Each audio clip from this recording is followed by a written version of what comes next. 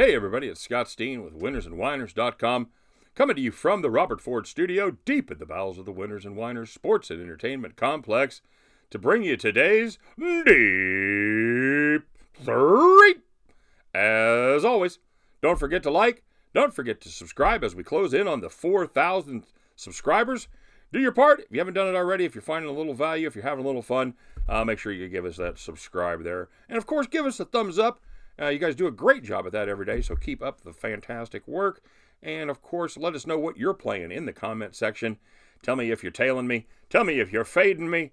And tell me what you've come up with on your own. NHL playoffs start today. Got the last day of the, we close in on the end of the NBA season. The silly season about over as we wait for the playoffs to begin. And, of course, how about a little European soccer, a little footy? Got a little footy action going? Let us know what you're playing over there. How about you got any tennis bettors out there? Any of you guys playing, anybody betting tennis? And what about golf? Got the Masters kicking off tomorrow. Who you like? Who you got? Let me know about that one as well. All right. And, of course, check out our websites. Kind of the whole engine that drives the whole train here. Winnersandwhiners.com, statsalt.com for deep dives into every contest going on in America every single damn day. All right. Get yourself over there and do that. All righty. So, quick recap of yesterday's action. We had the Miami Marlins. That turned out to be a fine bet as the Marlins lose 116-0 against the Cincinnati Reds. So nice job, Reds, picking up your second win of the year. And yes, we were absolutely sucked in by the plus 160. Yep. We were sucked in. But the rest of the night did okay. We pushed on the Royals as they sat there on 9 for the last couple innings. Just couldn't get up and over that number, so we push on the over 9. But we did get the Washington Nationals with a fantastic ninth inning comeback. 2 outs, 2 strikes, nobody on, down 1. Boom goes the dynamite. Home run to tie it, and they win it in extras to pay us off at a little positive value. How about a little 6-5 plus as we get it at plus 121? So we call that a good day. That's a great thing about baseball. You go 1-1-1, but you made a little money. All right, so on the premium side, we did go 3-0 as we had the Charlotte Hornets to play basketball like they meant it up there against Cleveland, who is certainly looking forward to their vacation, as Charlotte took care of business in a fine fashion. And then we had Seattle to win, and we also had the Seattle team total over 4.5. That's right, 3 baseball bets, 1 game, and why not? I'm not... like I said on the premium side, I'm not here to reinvent the wheel. I'm here to pick winners, and that's where I think the best value is. That's what we're going to play. So, yeah, there we go. And so on we go to tonight. Hey, let's start off with another baseball pick in Kansas City. No, I'm kidding. Let's start off in Houston, shall we? As the New York Yankees take on the Houston Astros. James Paxton goes for the Yanks against Colin McHugh for the Astros. Houston is a minus 116 favorite. Hey, let me tell you something. Let me tell you why I have the best wife in the world. You think you have a great wife? Well, you may, but you don't have the best. I do, and I will prove it. As we're sitting here tonight, as I'm handicapping for the show, she's watching Bong Appetit on TV, and all of a sudden, as she's looking at her computer, she goes, "Holy shit, what's up with the Yankees-Astros line?" That's right, because she's always got the lines up running to see what's going on, and she had noticed that there was some serious buy-in on the Yankees as it dropped about 11 p.m. Eastern time, went from 122 to 116. Boom. She alerted me. I got on there and I looked what had happened. It actually had peaked at 143 today. It opened at 125, went up to 143, and then had plummeted as all the "Hey, how you doing?" Guys from New York decided to get down on the Yankees. So we plucked this at minus 116. I'm guessing that's where it's probably going to bottom out. At least that's my wife's opinion. So, and I think she's right. I think it may get a little lower, but I don't think I think that's going to be good value. My official suggestion would be to grab this as soon as you hear my voice, if you can do it. I think that Houston line is going to go up. I think that's pretty fair value. Yeah, it's a bad deal for the Yankees. They're hurt. They're not playing well. And they go to Houston. They face Verlander, Cole, and Colin McHugh. Welcome to Houston, boys. McHugh has been the better pitcher so far over Paxton. The Yankees, Jesus, they have so many injuries that I think A-Rod actually pulled a hammy today. I think this is just fantastic value with Houston laying the 116. Get yourself down on the Astros, all right? Now we're going to Kansas City. They got some crazy little women there, apparently, and, well, I already have one, so that'll do. If you count my daughters, I have 3, but that's another story. Seattle takes on, I'm just talking about crazy women, okay? That's not, don't make it something, don't be creepy. I'm getting help here. Seattle takes on Kansas City in the last game of the series. Kikuchi goes for Seattle. Insert comment here. All right, you done? All right, okay, here we go. So Kikuchi goes for Seattle against Heath Fillmyer, making his first start for Kansas City. Heath Fillmyer, a pitcher not quite as good as he sounds like he is. And he doesn't sound very good. He's making his first start after coming up from AAA. And we're going to back the over again in this one, all right? But bear with me. Yeah, we almost got burned yesterday. No, not really. We actually should have won. It was on 9 forever. But Fillmyer, he is, how you say, he is not good. He's no bueno. He was dreadful in spring training, and when he was trying to make the big team, and he was dreadful in his first appearance for the Omaha Storm Chasers down there in AAA. He pitched 4 innings, gave up just 7 hits, 6 runs, and 4 walks in the 4 full innings.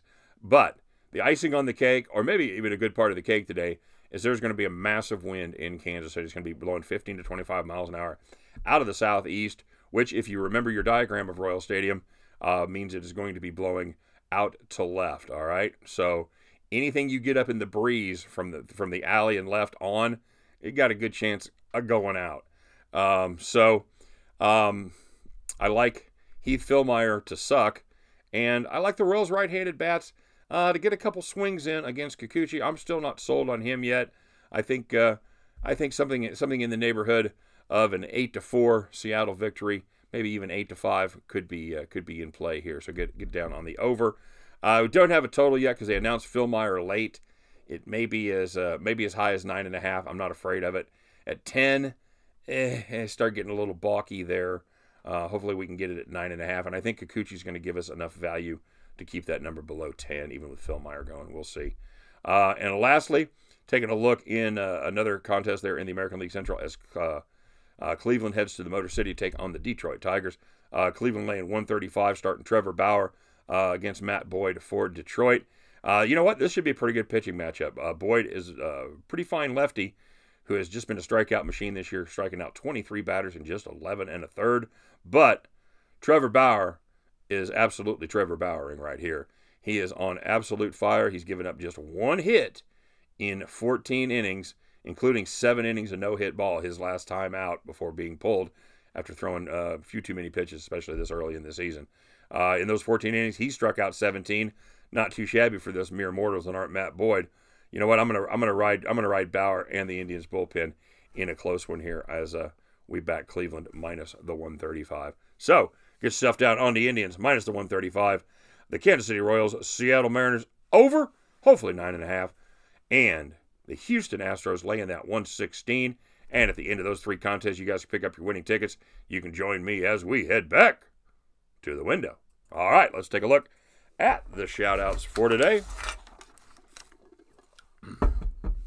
Nice little string. Of course, we had a lot fewer views than we did for the last day of basketball, so we had a really nice amount of comments and a lot of plays based on the number of views. So thanks, you guys. Keep it up.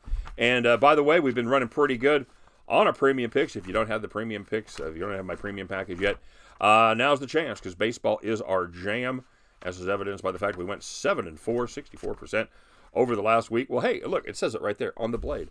So check that out and check that. Follow the Yellow Brick Road there as far as the address goes if you want to pick up my premium selections. All right, so let's start with our shout-outs. Legendary King, he had 3 bets, and only the Mariners money line won. Am I sad? I am sad, yes. 1 for 3, unless you're getting a huge payoff, is not going to pay the piper there, my friend. Hammered Hank, holy crap, Hank, look at you. He had the Reds money line minus 1.5.